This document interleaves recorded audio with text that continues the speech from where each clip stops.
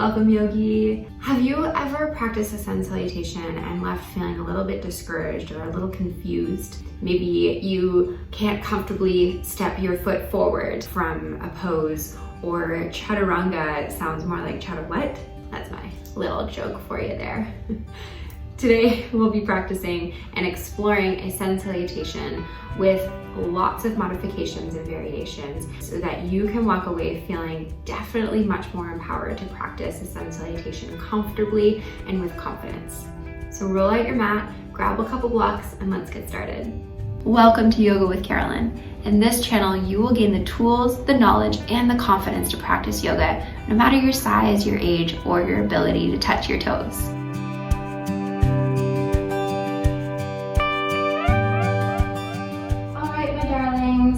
Sun salutation, that is what we are exploring today. I am not going to show you what a sun salutation looks like classically. There are a ton of videos online to show you what a full, strong sun salutation looks like. This space is one where we pare things down a little bit. We slow things down, we're going to break things down, and we're going to make this a sun salutation that feels maybe a little bit more empowering, a little bit more accessible for your body. The only thing that you're going to absolutely need for today's practice is 2 yoga blocks. If you don't have yoga blocks at home, a couple of really heavy books will be good to use. So maybe an old dictionary or an old textbook that you have, something that is about the same thickness as this block that I have here. If between now and the next time you make your way to one of my videos, one of my sequences, and you want to have the yoga block next time you make your way here, I got these for like $4 from the dollar store. So if you are nearby a dollar store and you can easily find some yoga blocks, I would suggest taking a look there instead of buying some expensive ones on a fitness website or a yoga store.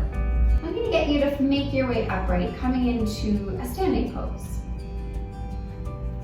So you might be intrigued by the fact that we're at the back of the yoga mat. Bear with me here. This is one of the ways that I have found has made a lot of my students, as well as just my own yoga practice with the sun salutation, a lot easier, a lot more accessible. So you're at the back of the mat coming into your mountain pose, your Tadasana shape. Well, I'm going to show you front view just so that you can see what this pose looks like. So for my feet, traditionally mountain pose, your toes are together, your heels are slightly apart. However, you will notice this creates a really tiny little base for my mountain pose. So take some space out here. Placing the feet about hip bones distance apart, you've got a lot more stability, a lot more of a base in this mountain pose. Also get this beautiful ray of sunshine I get to stand in. So you've got your blocks nearby where you've got a little bit of space in between the blocks here, and you can choose what height you're going to find them in. I like this kind of middle of the road height, but then you can adjust them once you make your way down. So mountain pose, make your way into that shape. So finding that position for your feet, whatever is comfortable. Really just find a shape for the feet, whatever is comfortable. Ground down into the big toe, the little toe, the heel. Find a little bit of softness in the knees just to avoid hyperextending in the knees. Notice your pelvis here. So notice if you're kind of sticking your butt out a little bit, tilt the pelvis forward, allowing the tailbone to feel heavy, reaching down towards the mat. Bring the belly button in towards the spine just to center in and engage with that center of the body. Allowing the heart to open, palms open towards the front of your space. Grounding down, rooting down into the soles of the feet, rising up through the crown of the head. Take an inhale here. Exhale, relax.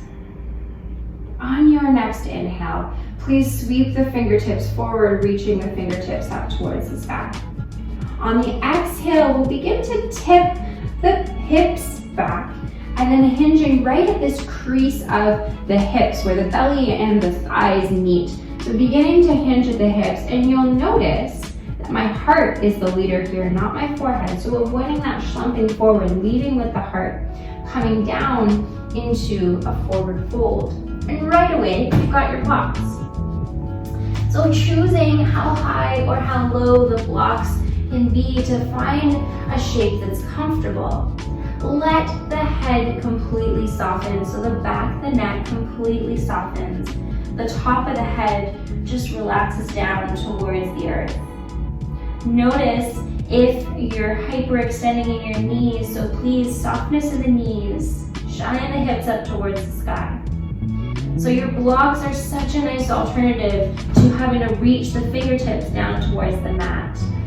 If even the blocks are something that's not very comfortable for you, you need a little bit more height, then you can place your hands on your thighs, hands on your knees. So from your forward fold, we'll find a half lift. Pressing into the soles of the feet to slowly lift up to a half lift, flat back. So still, you're using your blocks here. Reaching the crown of the head forward, reaching the hips back towards the back of your space.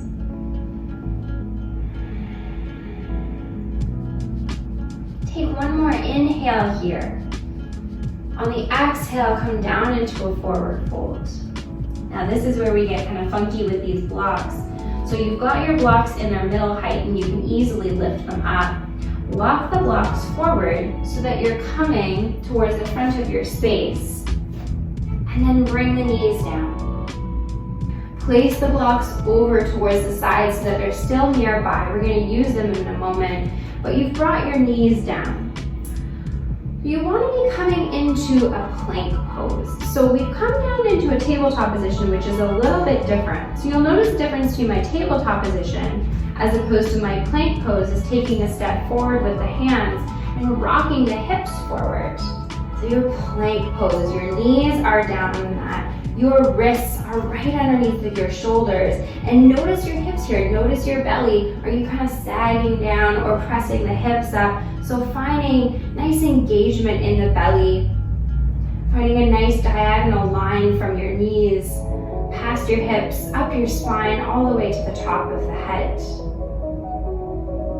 Then we're going to come down, so Chaturanga Dandasana, that's probably the stickiest spot. There's two different options, two different modifications to do here.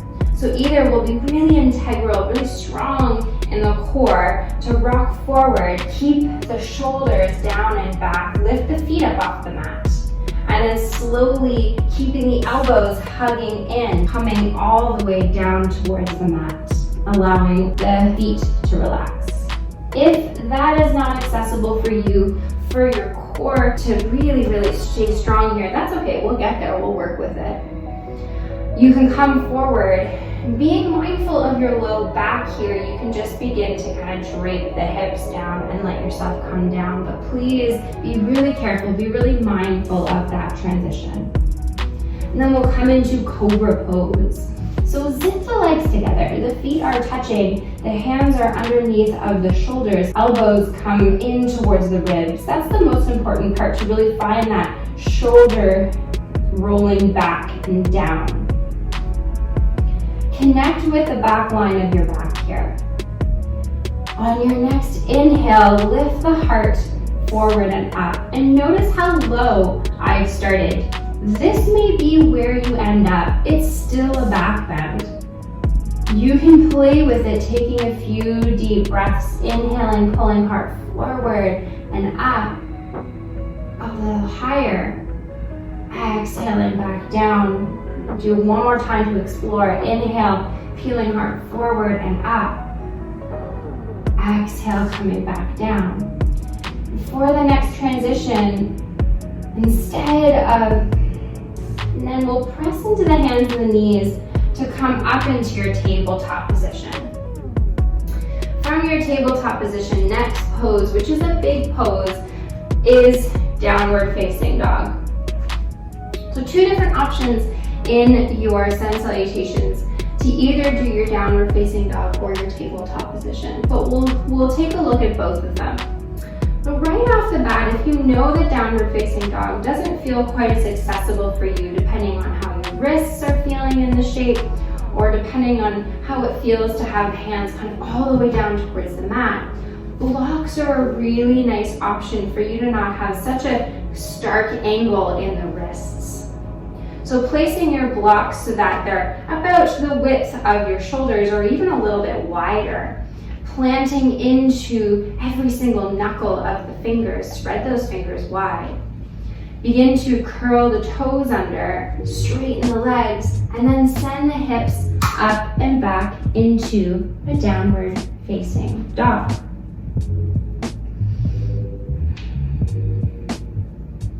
If it doesn't feel comfortable for you to be in your downward facing dog here, then you can absolutely be in a tabletop position. And if you came into your downward facing dog and you thought, maybe I don't need the blocks, then you can bring the hands down on the yoga mat. If you are still new to this practice, just a little pause here. If you're still new to this practice and some of these poses are just like complicated and too much and you're like, I don't even know what's happening in this pose, especially downward facing dog, which is funnily enough the pose that we tend to do the most often in the yoga practice, especially the hatha yoga practice, let me know. I would be more than happy to create a pose tutorial for a couple of these poses. So if you want a downward facing dog one, if you want a plank one, let me know in the comments below. So you're in your tabletop position or in your downward facing dog. And then this is when we're gonna start to transition back into the forward fold. So nice and slow, sliding yourself back. You can use your blocks here, and you've come back into your forward fold. Coming into a half lift. Exhale, find the forward fold. Press into the feet, sweep the hands forward, reach the fingertips up. And exhale, come back down into your mountain pose, your Shavasana shape. Take a breath. Okay. So why don't we link them all together? See how it feels when we begin to really link breath and movement together. And then the fun thing is, you can do as many as you want of these. So we've got our blocks coming into mountain pose. Let's first start by just connecting here. Bring the eyes to a close.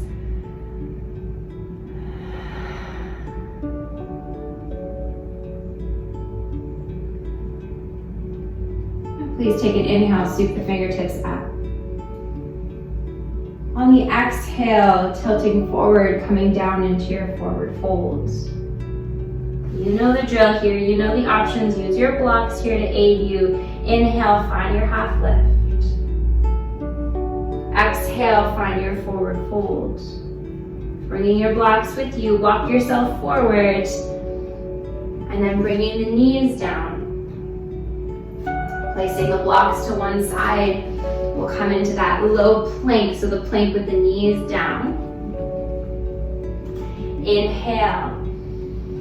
Exhale, coming down, nice and slow, whichever modification you want to choose. Cobra pose. Inhale, pull the heart forward and up. Do not worry about how high you're lifting. Most important is elbows in. Exhale, coming down. Press into your hands and knees. Options of tabletop position or coming into your downward facing dog using blocks or not using your blocks. Curl the toes under, straighten the legs. Downward facing dog. From your downward facing dog, we come back into the forward fold at the back of the mat. Inhale, find your half lift. Exhale, find your forward fold. Press into the feet, inhale, sweep the hands forward and up, reach tall, find length. Exhale, hands to heart.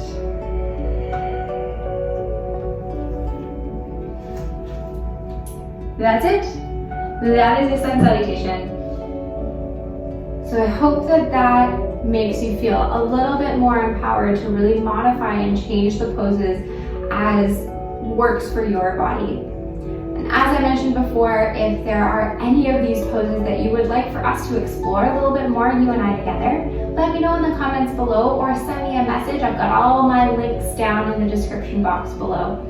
If you are not a subscriber already, I would absolutely love it if you became a subscriber to my Yoga with Carolynne channel. That way I can keep bringing you more online free yoga classes. Thank you so much for joining me today. From my heart to yours, namaste.